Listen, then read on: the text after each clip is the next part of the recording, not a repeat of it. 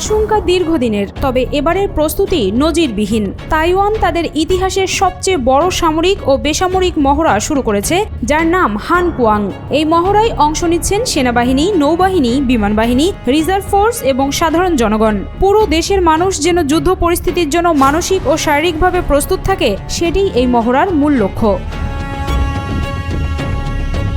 মহড়াটি শুরু হয় ৮ জুলাই থেকে। তার মাত্র একদিন আগেই চীন জানিয়েছিল তাইওয়ানের সঙ্গে একত্রীকরণ অনিবার্য। এই হুমকির পরপরই শুরু হয় হানকুয়াং। ১০ দিনব্যাপী এই মহড়ার মাধ্যমে তাইওয়ান তার প্রতিরক্ষা কৌশল ও নেতৃত্ব বিকেন্দ্রীকরণ কৌশল অনুশীলন করছে।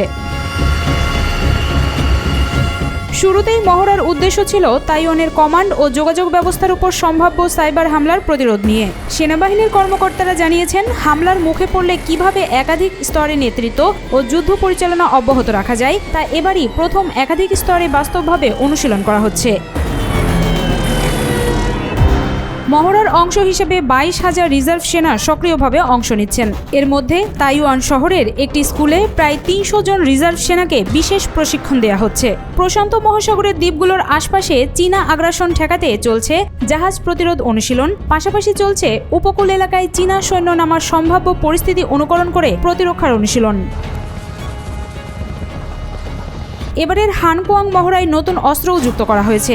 যুক্তরাষ্ট্রের তৈরি high mobility artillery rocket system HIMARS এবং তাইওয়ানের নিজস্ব স্কাইসোর্ড ক্ষেপণাস্ত্র প্রথমবারের মতো ব্যবহার করা হচ্ছে যুদ্ধ অনুশীলনে। পাশাপাশি আকাশে নজরদারি ড্রোন, রাডার এবং উপগ্রহ চিত্র ব্যবহার করে সম্ভাব্য আগ্রাসনের বাস্তব অনুকরণ তৈরি করা হয়েছে। তবে শুধু সামরিক নয়, বেসামরিক ক্ষেত্রেও এবার অনুশীলন হচ্ছে নজিরবিহীনভাবে। রাজধানী তাইপেই সহ বিভিন্ন শহরে প্রতিদিন নির্ধারিত সময় বিমান হামলার সতর্কতা সাইরেন বাজানো হয়। নাগরিকদের ঘরের মধ্যে আশ্রয় নিতে বলা হয়। রাস্তায় চলন্ত গাড়িও থামিয়ে দেওয়া হয়। কেউ নির্দেশ না মানলে জরিমানাও করা হচ্ছে। মহড়ায় অংশ নিয়েছেন তাইওয়ানের প্রেসিডেন্ট উইলিয়াম লাই নিজেও। পাশাপাশি উপস্থিত ছিলেন যুক্তরাষ্ট্রের ডে ফ্যাক্টো রাষ্ট্রদূত রেমন্ড গ্রিন। এতে বার্তা দেওয়া হয়েছে যে যুক্তরাষ্ট্র এখনও তাইওয়ানের পাশে আছে এবং ভবিষ্যতে হামলা হলে একা থাকবে না তাইওয়ান। তাইপেই শহরে স্কুল, মন্দির, সাবওয়ে স্টেশন ও রাস্তাঘাটে অনুশীলন হয়েছে। জরুরি অবস্থায় জনগণকে দ্রুত সরিয়ে নেয়ার করা হয়েছে কৃত্রিম গণহত্যা পরিস্থিতির চর্চা। আহতদের উদ্ধারে সেনাবাহিনী ও স্বেচ্ছাসেবীরা একযোগে কাজ করে। চলছে রিলিফ সেন্টার স্থাপন, খাদ্য বিতরণ, চিকিৎসা সেবা, সবই যুদ্ধ পরিস্থিতির মতো করে।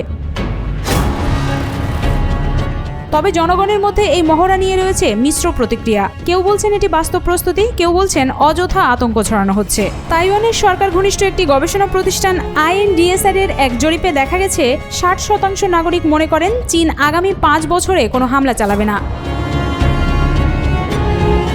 চীনের প্রতিরক্ষা মন্ত্রণালয়ের পক্ষ থেকে এই মহড়াকে আখ্যা দেওয়া হয়েছে রাজনৈতিক নাটক।